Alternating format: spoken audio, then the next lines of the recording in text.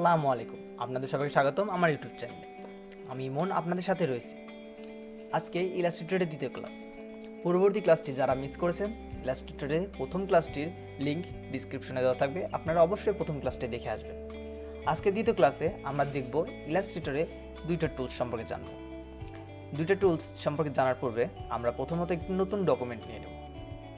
নতুন ডকুমেন্ট নেওয়ার জন্য ফাইল থেকে নিয়ে ডকুমেন্টের হাইট ওয়েট কীভাবে কি চেঞ্জ করা লাগবে এটা সম্পর্কে আমি বিস্তারিত ধারণা পূর্ববর্তী ক্লাসে বা পূর্ববর্তী ভিডিওতে আমি বলেছি, আপনারা দেখে নেবেন। সিম্পলি ওকেতে ক্লিক করলে আমাদের একটা নতুন ডকুমেন্ট, অবশ্যই এখানে অনেকগুলো ডকুমেন্ট চলে আসছে। তে এটাকে কেটে দিয়ে আমরা জাস্ট একটা ডকুমেন্ট দেব।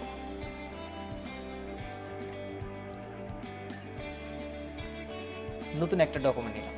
আজকে আমরা জানবো দুইটা টুল, একটা হলো সিলেকশন টুল যার শর্ট ফর্ম হলো ভি, এবং আরেকটা হলো ডাইরেক্ট সিলেকশন টুল যার শর্ট ফর্ম হলো এ।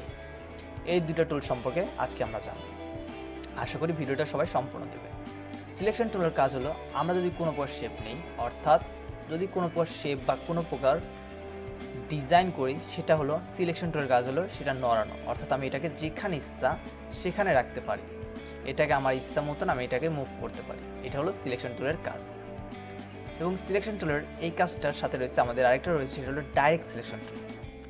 ডাইরেক্ট সিলেকশন টুলের কাজটা হলো একটু বেশি সুন্দর, কারণ সিলেকশন টুলের কাজ হলো শুধুমাত্র এটাকে সিলেক্ট করে যে কোনো স্থানে রাখা, কিন্তু ডাইরেক্ট সিলেকশন টুলের কাজ হলো আমি যে শেপটাকে নিয়েছি এর কোথায় কতটা বলতে পারেন কীভাবে রয়েছে তা অ্যাঙ্গেল পরিবর্তন করা যায়। সাপোজ এটা দেখুন চারিদিকে সমান রয়েছে, রেক্ট্যাঙ্গল শেপে রয়েছে, আমি এর চারিদিকে যে পয়েন্টগুলো আসছে এই পয়েন্টগুলো ধরে যদি টানি তাহলে এটাকে কিছুটা রাউন্ড হতে থাকবে।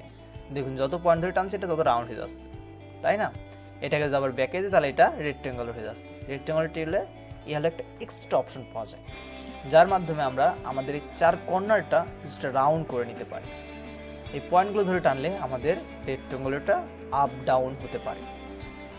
এটা হলো আমাদের রেক্ট্যাঙ্গল টুলের কাজ। তাহলে ধরুন আমি এভাবেই করলাম, তাহলে এর পয়েন্ট চেঞ্জ হচ্ছে।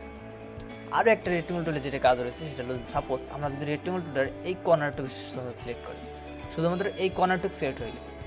সিলেক্ট হয়ে যাওয়ার পরে আমাদের কিবোর্ডে যে অ্যারোর বাটনগুলো রয়েছে, অর্থাৎ আপ ডাউন লেফট এবং রাইট, যেটা ক্লিক করব দেখুন সেটার উপরে উঠতে থাকছে। যদি আমি এখন উপরের বাটনটা ক্লিক করি তাহলে এটা উপরে উঠতে যাচ্ছে, কারণ শুধুমাত্র আমি এতটুকু সিলেক্ট করছি তাই এতটুকুই উপরে উঠছে, কিন্তু এতটুকু উপরে উঠছে না কারণ আমি এতটুকু সিলেক্ট করি নাই।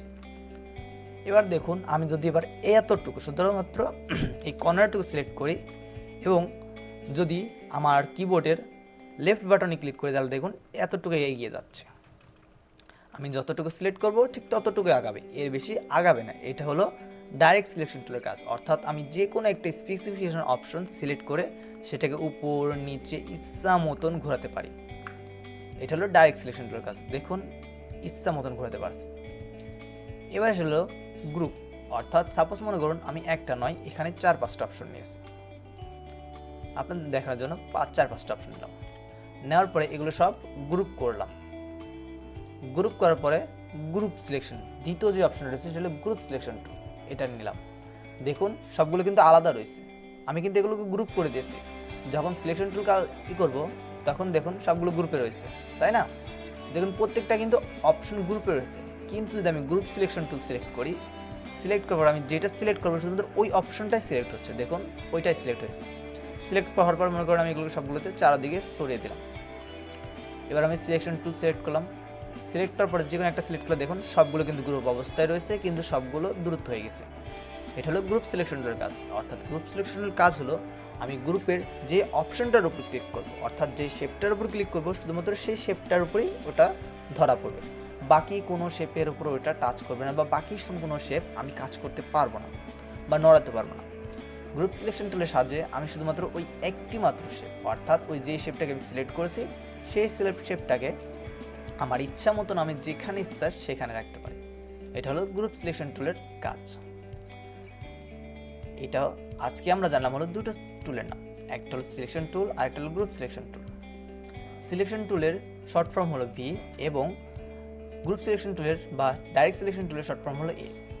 আপনারা যারা ভিডিওটা সম্পূর্ণ দেখেছেন প্লিজ কমেন্টে এই দুটো সিলেকশন টুলের শর্ট ফর্ম বলুন, তাহলে আমি বুঝতে পারবো যে কে কে আমার ভিডিওটা সম্পূর্ণ দিয়ে গেছে। আজকের ভিডিও এই পর্যন্তই, দেখা হবে পরবর্তী ভিডিওতে।